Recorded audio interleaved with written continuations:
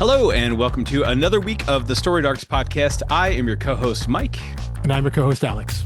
And today we are coming at you with another special creator interview.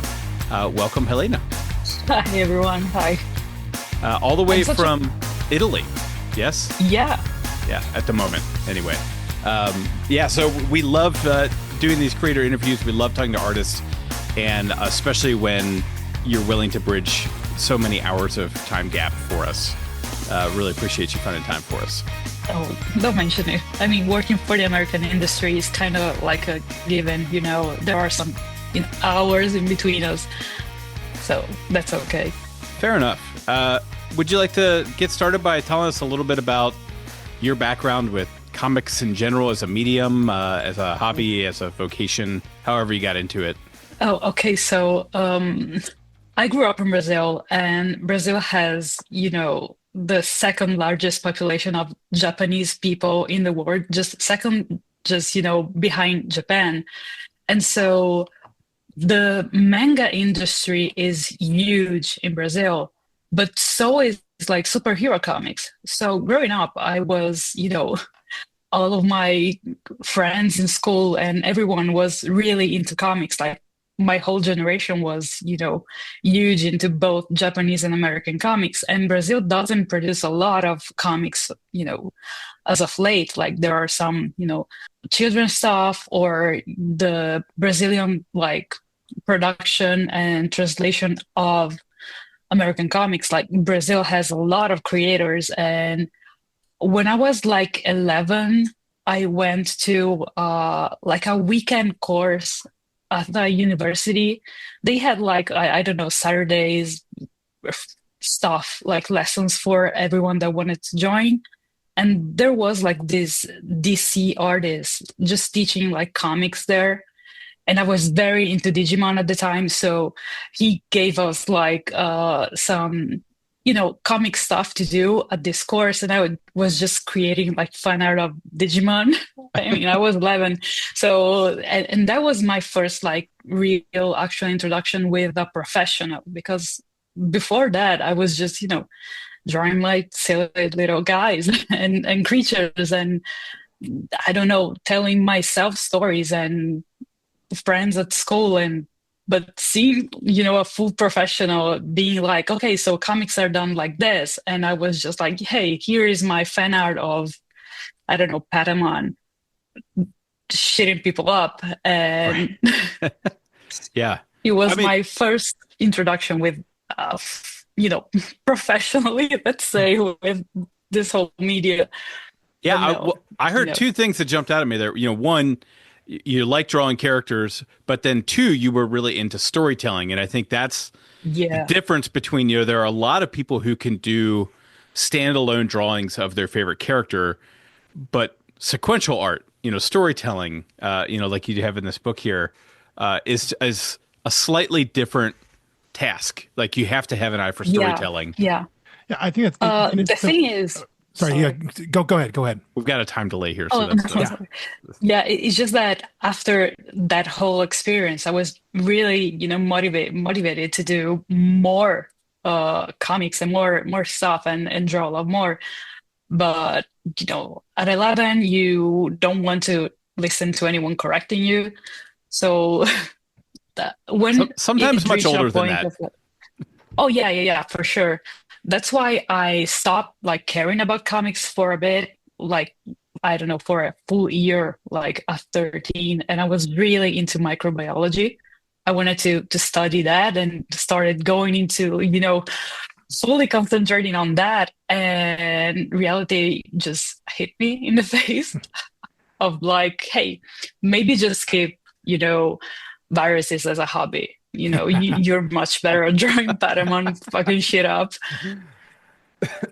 It was interesting. You talking about what the comic culture was, both from America and from Japan and Brazil, because in the last handful of years, maybe the past 10, 15 some odd years, there have been so many comic creators from Brazil who have worked, exactly. you know, specific at the big two and Marvel and DC doing a lot of great stuff.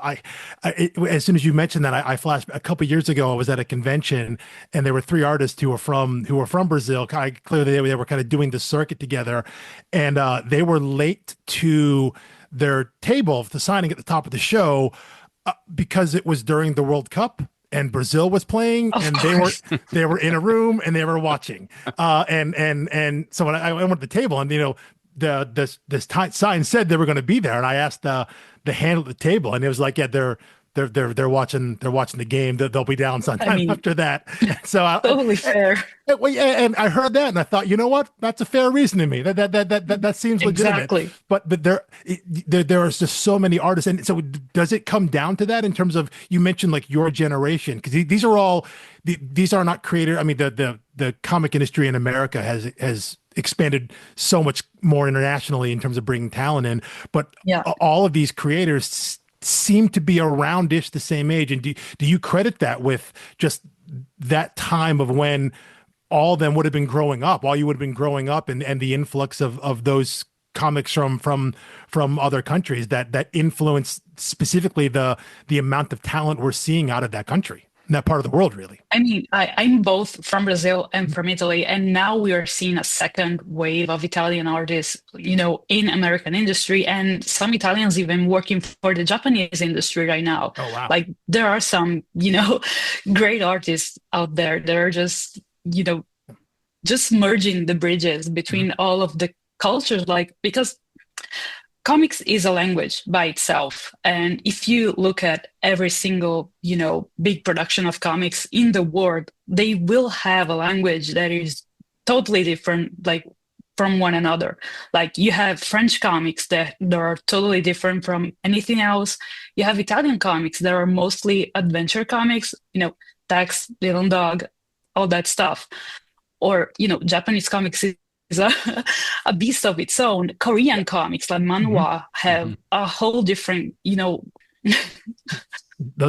language. Those are my people right there. Yeah. But I mean, you're absolutely right that, you know, and you mentioned Italy. Obviously, Italy has especially in America, has a long and storied history of incredible artists who's either they've done work in America or their work has been brought over. It's kind of some of the, like, the first wave of international comics that kind of come into our American space to see, like, oh, right, there are people that do this all over the world. And, you know, it isn't just the superhero stuff that we have. There are all these other styles, these other ways to tell stories, other kinds of stories that you can tell just from a different perspective. And now the industry is so much more global now, at least from our perspective as like what the American comic artist is. It isn't just a bunch of Americans doing it. It's people all over, which, I mean, in my mind, I think in Mike's mind as well, it just, the more perspectives you have, the more people you have,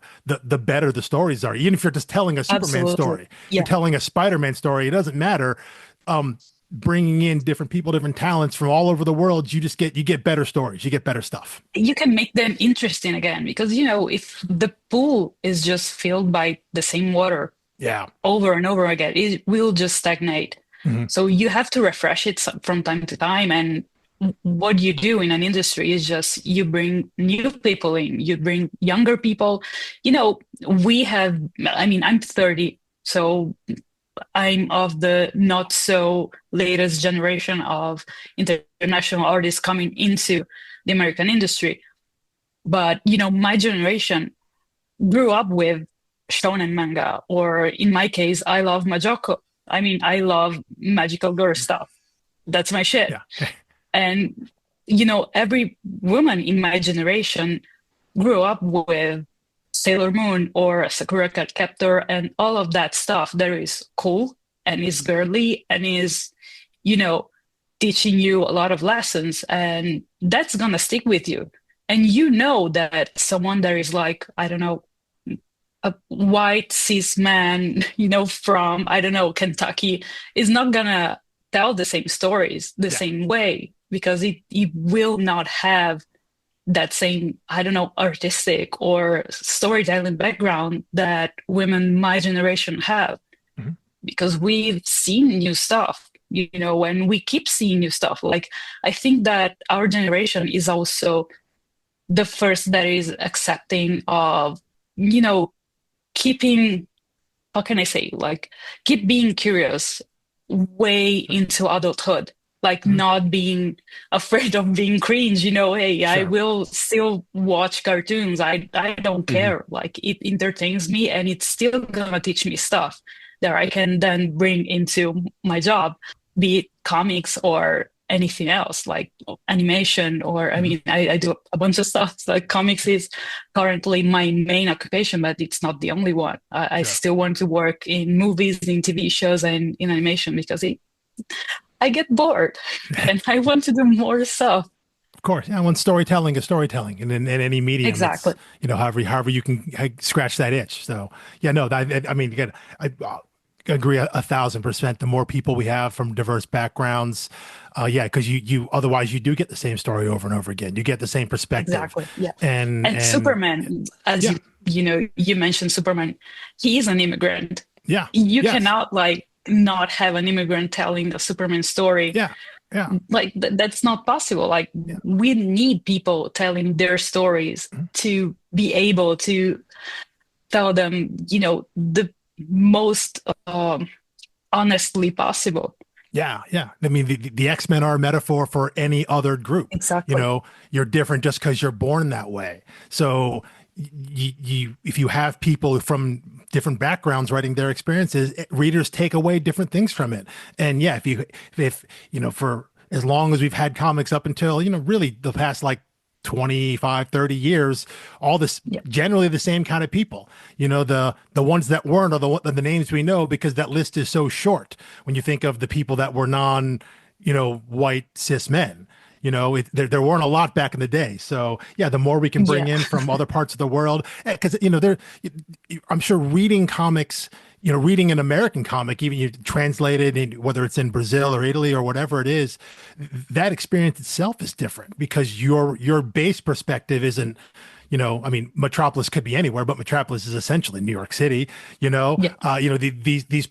all of Marvel comics are in New York City. So just because it's specific to our place, these stories do transcend. And so I would imagine that being removed from that, but still consuming the content, you're taking that in a different way than someone like Mike or I, who live in the States and have a connection or some relationship with these places already. You can't help but internalize that in a different way because you're forced to. Yeah. Well, it's just amazing. No. You were talking about, I don't think I had processed the concentration of artists coming from Brazil that have caught my attention in the last 10 years. Yeah. But, obviously, I think Alex and I, both of our minds would probably immediately jump to Fabio Moon, Gabriel Ba, and then, Mike Deodato Jr. And then Italian artists, Andrea Sorrentino has gotten very big in the last 10 years. And he's not Italian American, he's in Italy, right? He's Italian. Yeah. I believe so. Yeah. So it's great that through, the digital age, we're able to have people collaborate across continents and just because I think that was one limiting factor before was, when it was just a 1-floor office in New York City in the 40s and you got to crank out a new one every week. You just turn to the guy next to you and you keep going. Which, we're in a better place now in many, many ways. But I'm curious how you came to be on this book, Deep Cuts, because they... Oh, me too, actually. Okay. Well, they curated I just an amazing list of 6 completely distinct artists. And, I'm wondering, I have so many questions. One, who approached you? How did it come about? How did you get to see any art from the others or any concepts for anything before you had to work on yours? Did you wish you got more than one? Did you want a bigger piece of the pie? Oh, I mean, no, it's a totally perfect product as it is. I think having a different artist per decade is a great concept. In my mind, I don't think that having someone do more than one decade would have done the story justice, because that's the main, the protagonist of any production is the project, like the final project, the final product. If we are doing a book or a series of books, that is the main focus. Like I don't care if I do only one issue out of 6. As long as my issue is the best that I can do, I'm happy. I don't want to be the protagonist of a production. Absolutely. Like that's the printed paper job. And as far as how I ended up on that book, I share a studio in Milan with a bunch of other artists. It's ridiculous. It's like 12 of us at the moment. Wow. And one of them is Daniele Di Nicuolo, which is, he used to be an artist on Power Rangers, and then he co-created stuff with Kyle. And he, like, right now he's doing I don't know if I can say it, something for DC.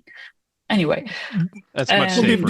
Yeah. Just in case, we'll leave it at that. Just in case, yeah. Yeah, exactly. He done like Nightwing last year, Flash. He done a bunch of stuff. Stuff that I actually don't read, and I say this like to his face. I won't read that. I mean, the art is amazing. I watch, my colleagues draw all day, and I'm mesmerized by how good they are. And so I know Kyle reached out to him asking like if I was available before reaching out to me. And I was just like, just tell the guy to just text me. I don't know, like, what is this? And so after that, like, my colleague told him, oh yeah, she's safe, like she's not crazy or anything else. Big mistake. And Kyle reached out to me like on Instagram and asked me if I was, game to do this project, and told me about the project and told me about the page rate, which is really important.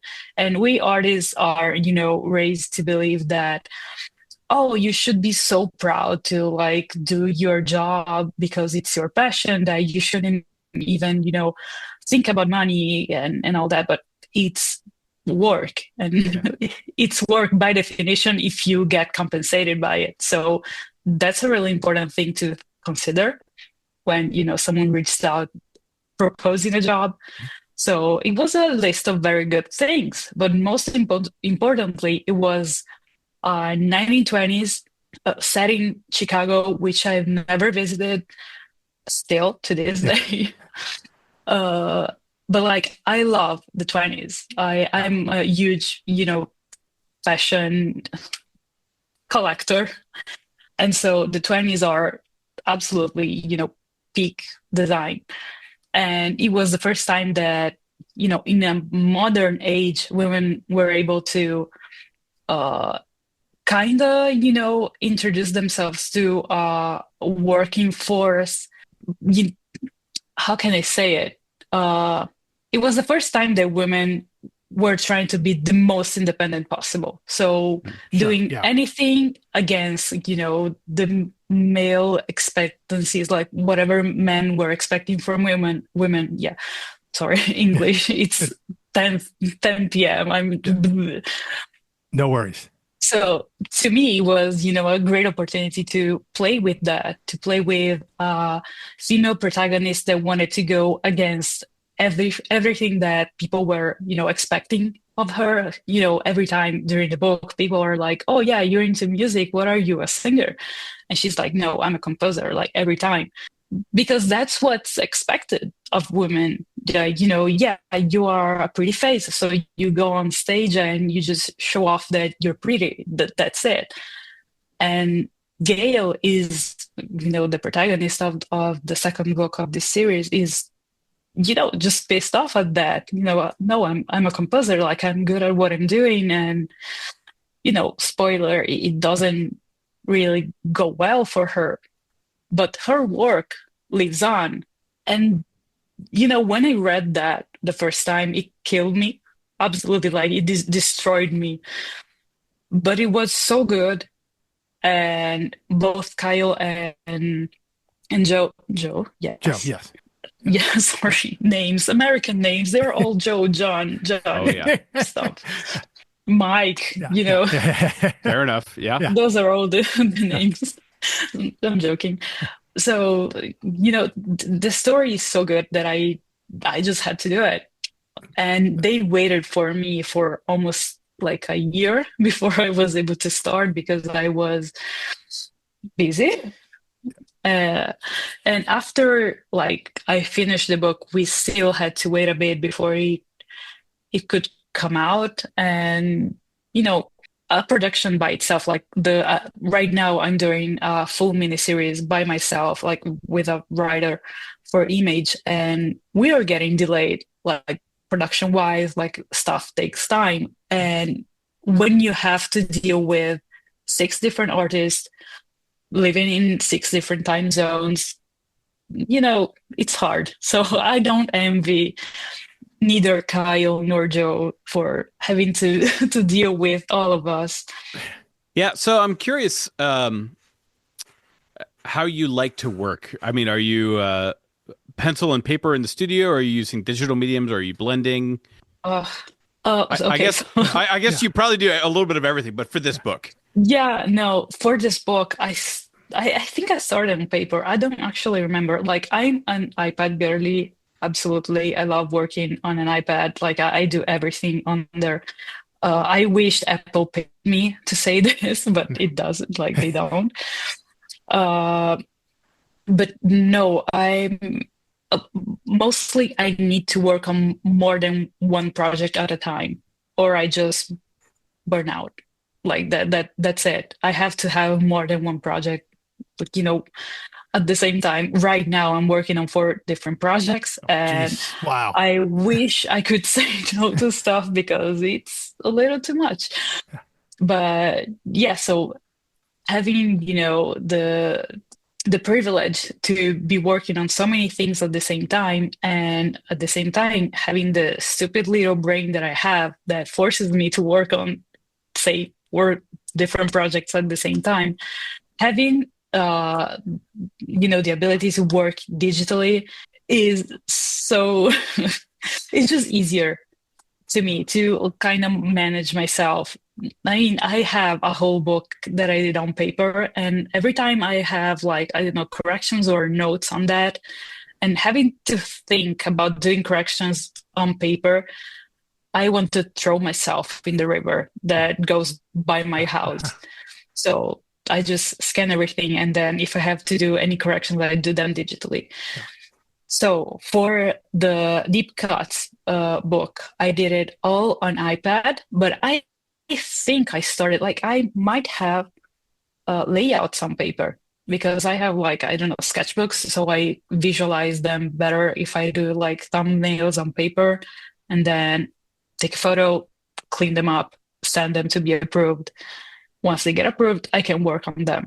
So I think Yeah. that's So like the it's a easy little hybrid. rundown of how I work. Yeah. Yeah, no, I just work the way that it, it's hard to explain, like an art process when it's just, you have to crank out pages or stuff that needs to then go into something else. Like, it's not an illustration. It's not like I'm spending a whole day or a whole weekend on a single piece. I have to tell a story. And the best way in my brain, like, at least, to have the storytelling be the most straightforward possible is if the actions that are happening on, the scene take the same time that would take. Uh, I'm um, I'm sorry. It's okay. I'm I'm having issues like translating what I'm trying to to say in a way that doesn't make me sound totally crazy. So let's say if in a page you have a scene that is like, okay, I'm gonna put no, I don't know, a vinyl on a player. I wouldn't want I wouldn't want it to take me to a lot of time to draw that because the action itself is so fast. So Oh, okay. Yeah. Right, All right. right. So you're talking about how you I'm just panel things. So it's like, but that it's the last page of the book, right? It's just the vinyl player spinning and people talking about, like, who wrote the song. It's like, doesn't matter. It's his now. yeah, but I wouldn't want like if the action is fast, I want to be fast at drawing it. Like I don't want to take a I whole, see. Yes. week to draw something that would be a fast action. Like That makes opening a sense. It's door or weird. something like It's weird. that. Yeah, exactly. Like I don't think that, oh my God, I'm just, tripping all over myself. And I think it's just the time. No, And my brain not being all right yeah, today. I think we're tracking with you. And that Okay, totally makes sense to great. me. Yeah. That there is a certain speed to reading things too. If something happens quickly, Oh, your eyes exactly. move Yeah. over it very quickly.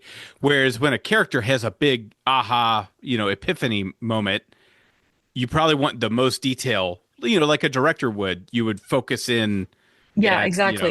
Like really get the most I had clarity. a mentor like some years ago tell me that in like comic pages you should have a single panel. There is like the main panel, like the main focus of a page, and the rest is just like decoration around the main panel. So you have to like concentrate on like the biggest thing that is happening, like the main focus of the page.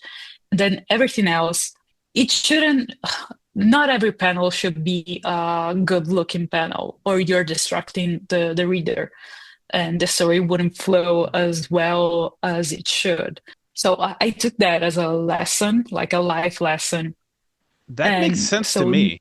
Yeah, you're right. It's like an establishing shot in a movie or something that sets you up into the scene that is actually happening.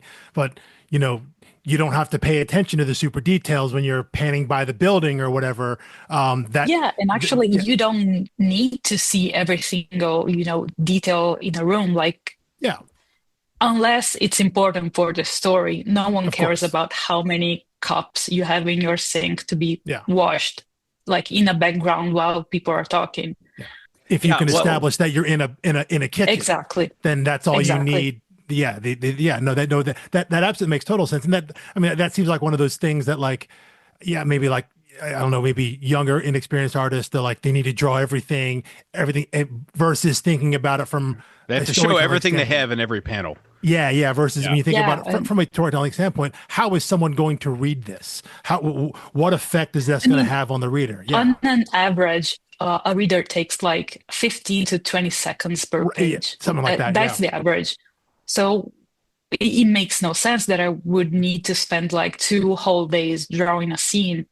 I mean, it feels counterproductive. Like if I have like as a goal to draw like a page a day, let's say, or more, because I know people that draw more than that. Crazy. I could never. I care too much about my mental health. yeah, You wouldn't say, but I yeah. do. Uh, so I mean, it's just counterproductive to spend a lot of time on a single page, on a single panel. Like I know that it's like when you're starting, you're like, oh no, I have to show that I'm a good artist. And how do I do that? I have to draw every panel to be like the prettiest panel Yeah. possible. You're actually showing the editors or whomever has to work with you that you are, concentrating on the wrong stuff. And it's not, good for your professional life. I mean, even more so when you're starting, what like production people want to see is that you're fast and you're reliable because the books need to come out. Like, that's the main goal. Stuff needs to be published, stuff needs to reach the readers. And if you cannot meet the deadlines, then it doesn't matter how good, or how detailed your street of New York City is. Like people want to read Spider-Man, don't want to look at pretty pictures. Oh Yeah. yeah, that makes a lot of sense to me, definitely. What I love about it is in your issue, I like not on my initial read usually, but usually if I'm rereading something, I will pay attention to the way panels are laid out. And I've noticed that you don't use the same layout structure for any two pages, Oh which no. suggests to me that your approach is storytelling. It's like, what will serve the story best on this page? I'm not going to start with Absolutely. necessarily 3 or 9 boxes or whatever. Sometimes it's a full page. Sometimes, one panel is huge and there's a couple little ones laid over it. Sometimes it is closer to a 9 panel grid. But I mean, how I received the script is like it was very interesting because I was expecting like a totally different type of script. What I got was mostly like it was very similar to working with TV or movie production.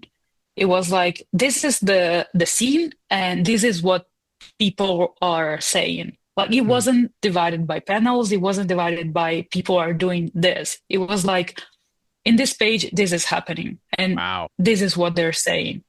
It was really interesting because it was very stimulating to me, like to think about the page as a scene and not as a panel 1, 2, 3, 4, etc. So it was it was really fun. Like most of the projects that I have right now are really like I don't know, 4 to 5 panels per page to 30 pages issue of stuff constantly happening, and it's great. I love it. Like it's there is a lot of stuff happening, but at the same time I know that I can make it more efficient. So I will like text the writer or send a thread of email saying, hey, maybe this could be like that. And like I do very fast layouts so that I understand if I'm understanding, which is something that needs to be considered when you're working in a language that is not neither your first nor second. And so I want to have a constant conversation with who's writing the story so that we are understanding each other and I'm explaining, myself to the writer, like, hey, if in this, action scene, we can drop 1 or 2 panels, but like make a whole, movie poster out of it. How does it feel? Like, what do you think about it? So not having to do that on deep cuts was very refreshing. That's really cool. So what you mentioned earlier when you were talking about reading what you were taught about the story in your script, and I love hearing that about the script because they're always, every writer is different, and it's one thing if you're working with the same artist, so same creative team over and over again, and you know what their beats are and habits are. But I would imagine it can be on Kyle and Joe's part can be a little daunting. You're bringing in 6 completely different artists. Some they may have worked with before, some they haven't.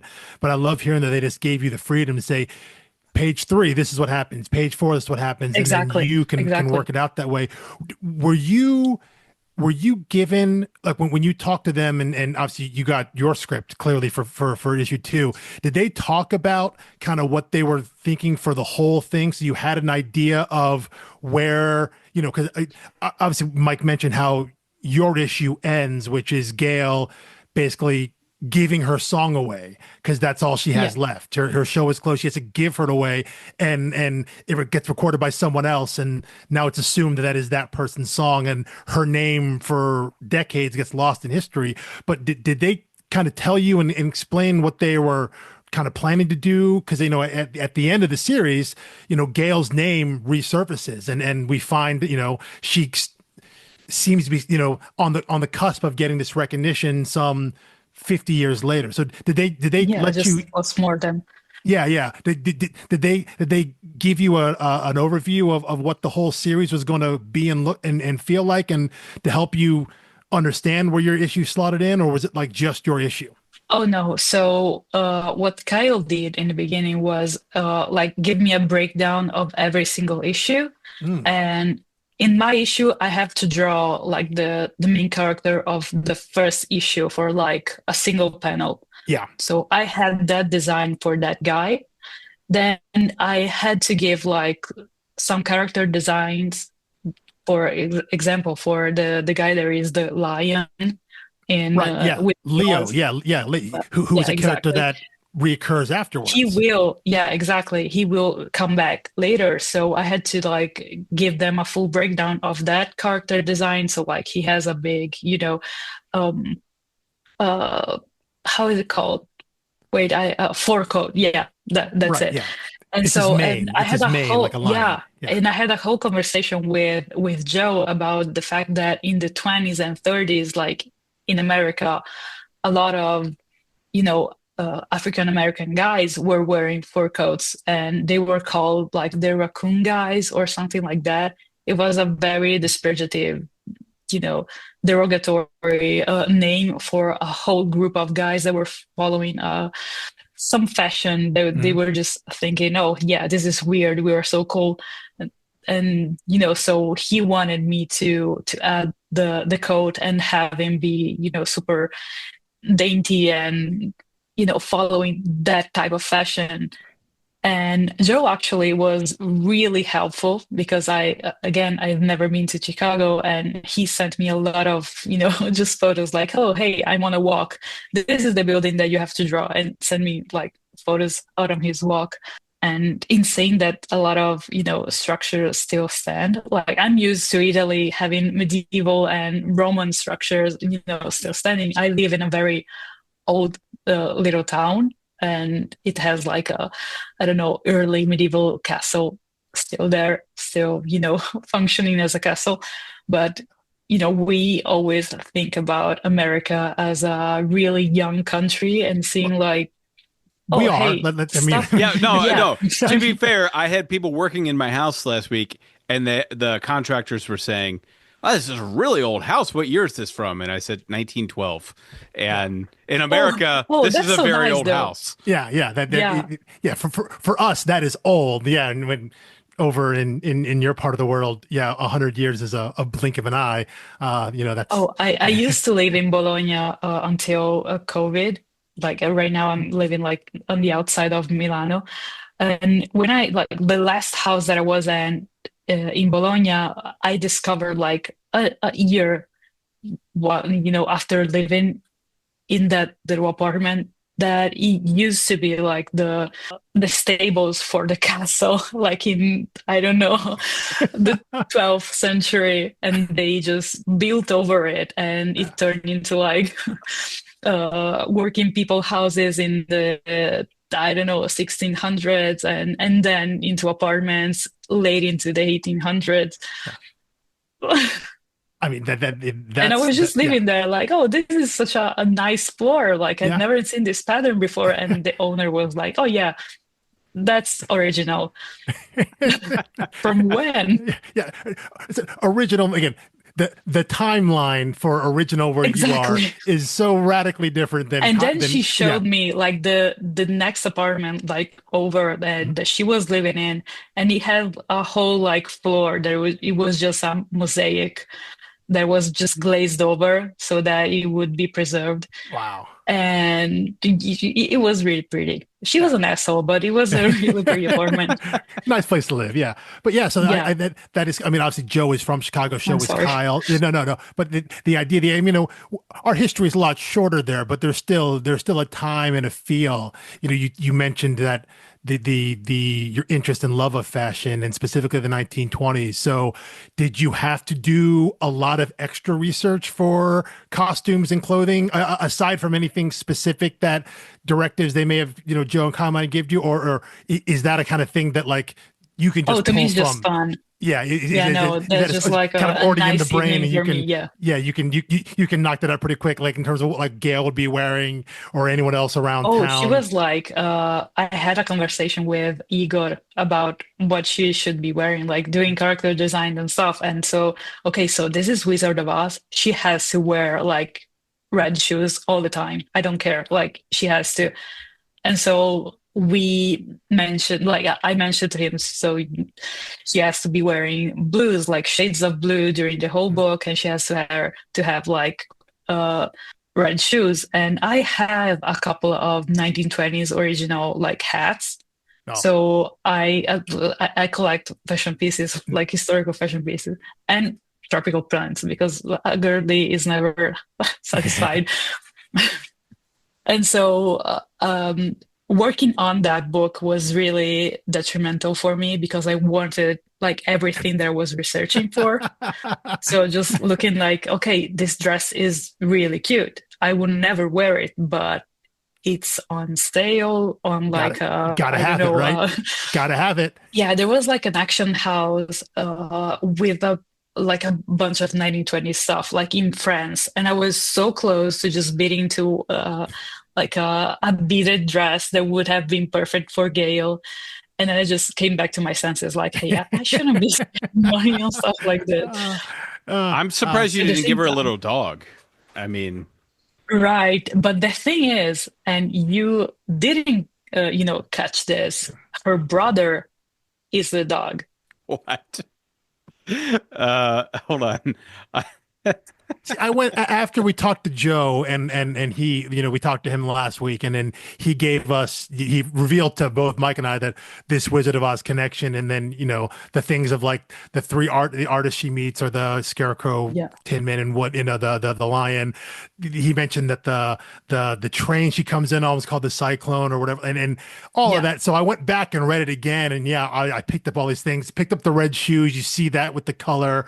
But yeah, if you had asked me who Toto was, I wouldn't have. he's got the sideburns. Yeah. He looks a little like Toto. That's unbelievable. That is See, now I got to read it again. That's so good. Because Oh, clearly no. I didn't catch it all. I thought I did.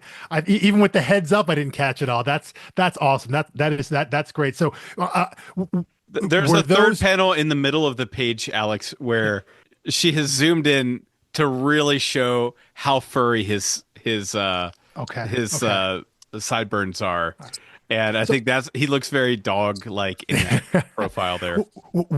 So was that directive? I'm assuming that was obviously a specific directive in terms of a general theme, but those kinds of things, whether we call them Easter eggs or references or whatnot, was that again just left to you? Like the thing with the red shoes, like the Gale's going to be in blues and red shoes, because obviously that's what we see Dorothy in. Were those things left to you to decide? It was just like we're putting in these Wizard of Oz things. Okay, so we had like some things that needed to be done, like to be recognizable. Mm-hmm. So Toto, which is again her brother, needs to have a little patch of fur, so he will have the sideburns. The Scarecrow needs to have like a straw hat, so stuff like that. The Tin Man is gonna be really like in love with his trumpet. But one his thing trombone, that trombone. Yeah, sorry. He called that his axe. He called that his axe, which yeah. And one thing that I drew that wasn't colored the way that I was expecting is that okay, I have the comic here with me. To me, he was supposed to be wearing like a boho tie. Okay. And the boho tie that I drew was shaped like a heart. But like Igor read that as a full-on tie. So it was colored to look like a tie, but in reality, it was a boho tie shaped like a heart. And so again, with the character design, absolutely, yeah. But yeah, no, it just stuff that it scratches my brain just to think about those things and draw them. Yeah, well, I mean, and there is a little bit of a like.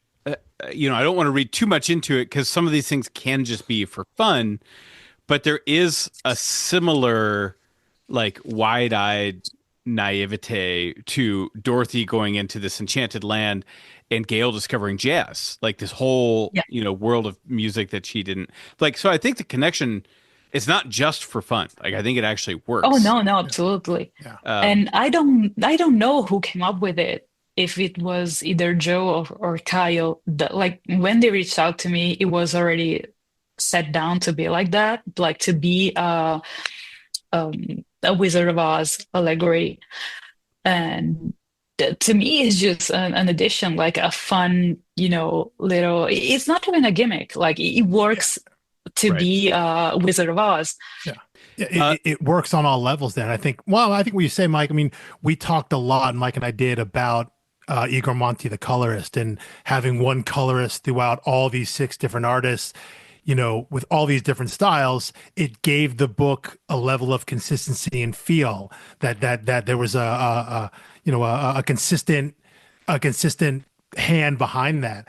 And I think there's a very real connection with the Wizard of Oz, in that you're right. When Gale goes into the club and then they go through the phone booth or whatever down to the secret club where the jazz is playing, the colors change. And something that Mike and I talked about was when anytime jazz is being played, the colors become very warm, very bright reds and yellows and oranges. And so that is Dorothy opening the door on Oz, and it goes from black and white into color. There is a real allegory there that you're right. It's not just a gimmick. Like, it can just be that. And there are a lot of fun things like that, but there is a real similarity in that journey of thinking your world is one thing and then being exposed to something else and having that real, like, literal change in what we see on the page, just like you saw on the screen when you watched Wizard of Oz. Have that connection there, so that even if you, like myself and Mike and probably a lot of the people, when you read it and you don't know it's there, you still connect with Gale's journey. You still feel that. And then when you're told directly from one of the co-creators that it's Wizard of Oz, and you feel stupid about it, but you reread it again and you see it all, and you're like, oh yeah, it just shows the level of thought. And I think the level of care and the level of planning that they had to set it up, and then working with you and Igor to put that on the page and have it all work on, like, multiple different levels, thematic, character, just kind of deeper meta context. How that all come together is really, really cool. And that's the thing about comics. Like, you can create a whole universe in basically just it's just, how can I even explain, like, how much I love doing this job? Like, every time I try and explain to someone that knows nothing about it, and you even reach, like, the level of complexity of saying, and there are silent comics, and they just look at you like, but wait, they are silent, like, all of them. Like, you only use, like, one of your senses to read comics, and you just explode from inside. And you're right. But at the same time, you're creating a whole universe based off on the ability of just being able to read about it, like, and it feels so alive. And as you said, like, every time jazz is played in a comic, so it's silent, and it's like 1D, and you're just looking at pages on printed paper. Sorry, I have an epileptic dog, and she woke up, so I just you're right.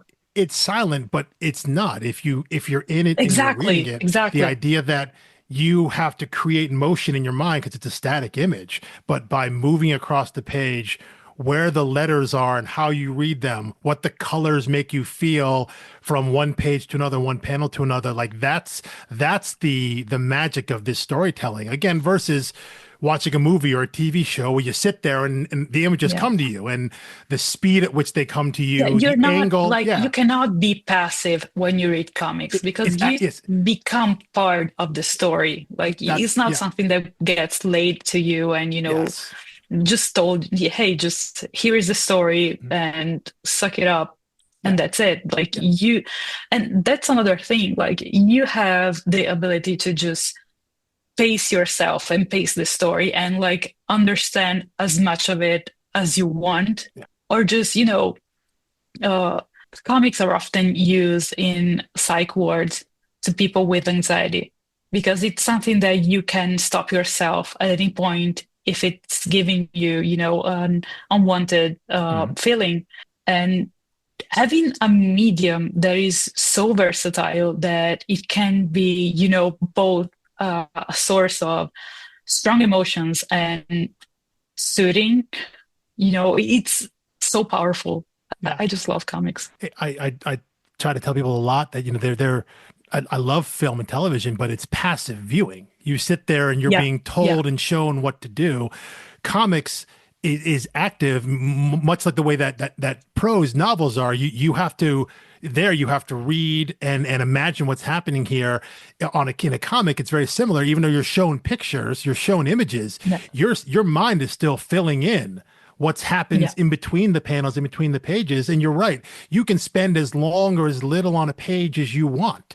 You can, there's no, you can ask someone, like, when you read a comic, do you look at the image first? You read the words first, and there's no wrong way to do that. And I think for creators, I don't know if that's freeing and or sometimes constricting of that. You don't know how it's going to be approached. You don't know how when someone that's hands why, you a book, like, going back to what we spoke about, like at the beginning of this conversation, like, you need to be effective when you consider it a job, because you need to put the work out, and the book needs to come out and all that. And so you shouldn't spend a lot of time on a single panel or on a single page. At the same time, I have like a lot of comics that I've never read, but they're on my desk, like, and they have been on my desk for years. And I every day just look at them, and if it weren't for them, I wouldn't be able to even start drawing, because they inspire me so much. I have no idea what they talk about. I was never able to start the story because I just open up, I don't know, a random page. I could even pinpoint every single page and tell you, oh yeah, that's page, I don't know, 53 of the comic, but I wouldn't know a single word on it because I just got distracted by how good it is. And it's not even that it's well drawn, is that it makes you feel something that nothing else can. Yeah. I know a guy who buys comics. Cuts, I know a guy who buys comics and doesn't read them. If it's an artist he loves, an artist is great, he'll buy it, and it's just because he loves art, and that's enough for him. That's enough for him. So yeah, he takes all kinds. Yeah. So you were saying about deep cuts, yeah.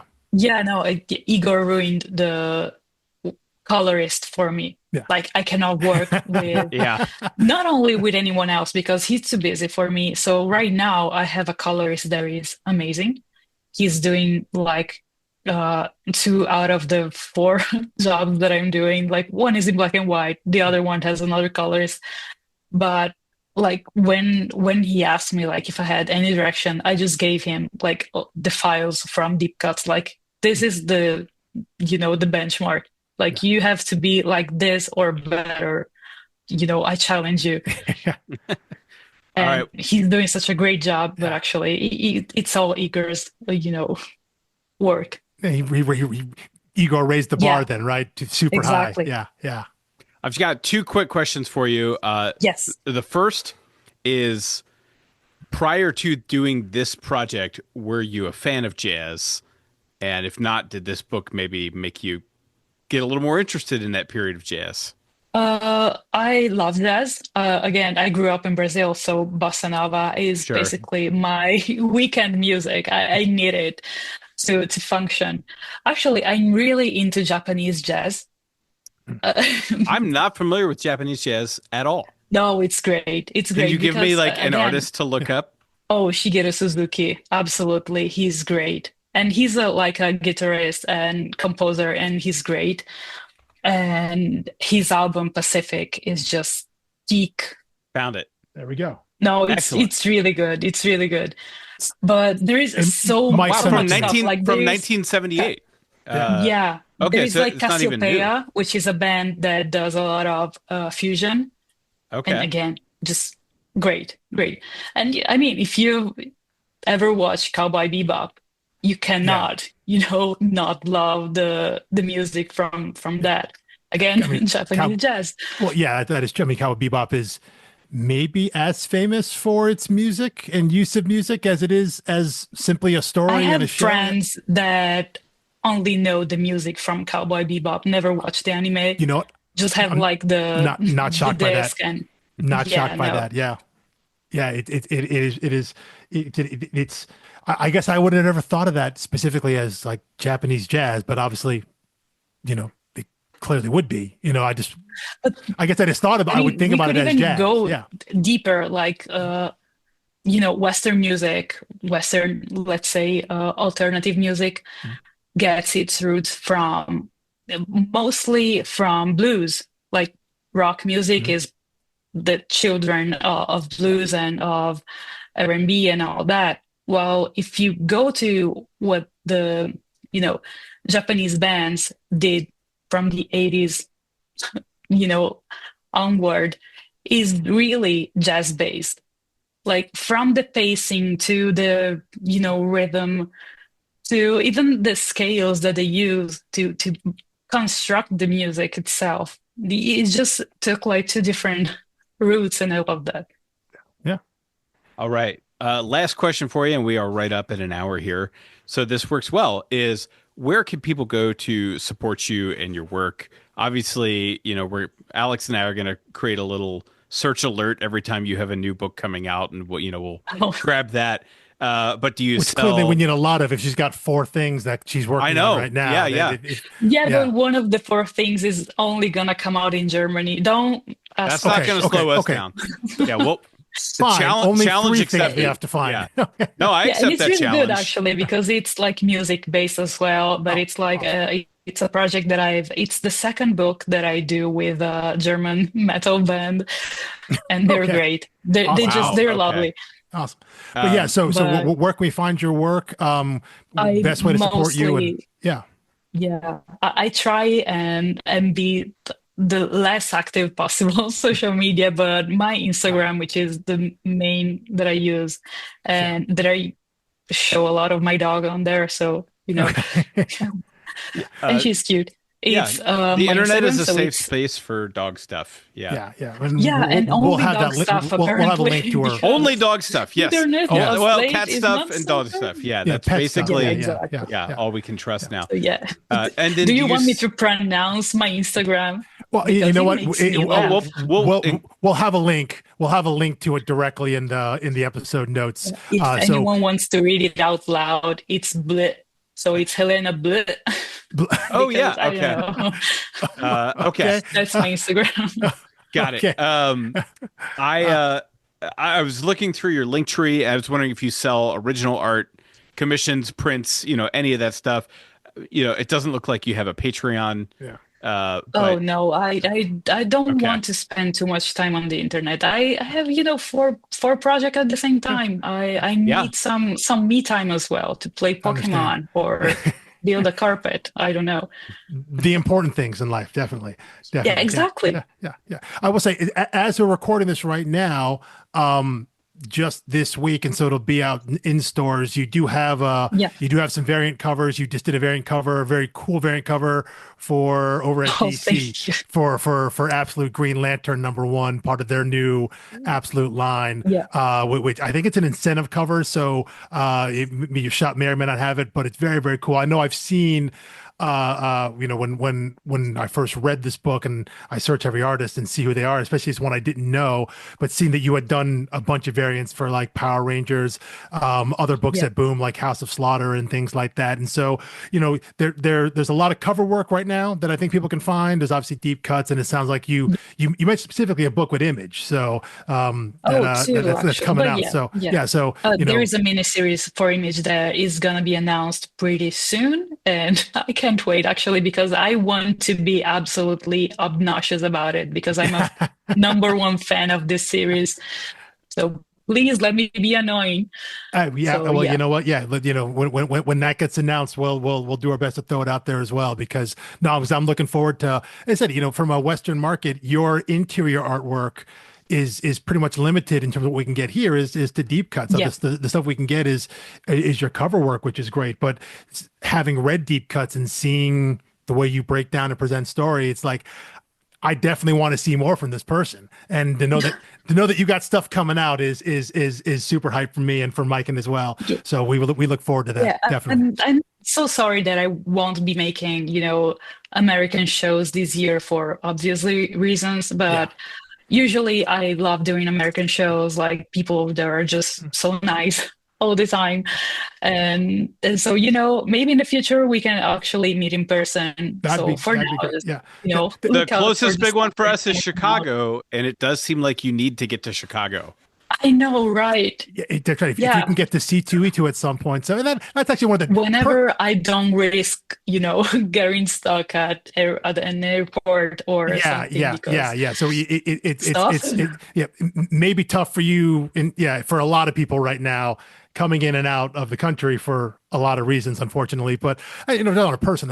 As much as I love all these international artists that have come, it does. You know what? Come to Italy. We have comic shows. There's a couple. Good food.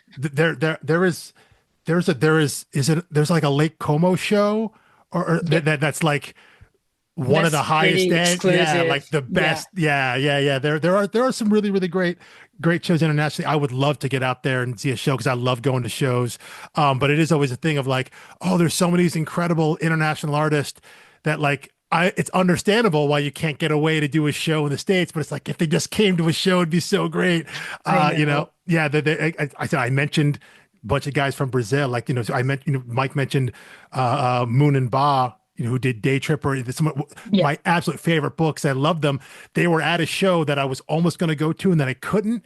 And like, they haven't been at a show in America in like years since. And it's like, did I miss my one chance to see them at a show? And if I did, that would kill me, but hopefully maybe one day when things calm down, you can get out to a show. And said, if it were in Chicago as well, maybe with some of the other Deep Cut team members, that'd be really, really cool.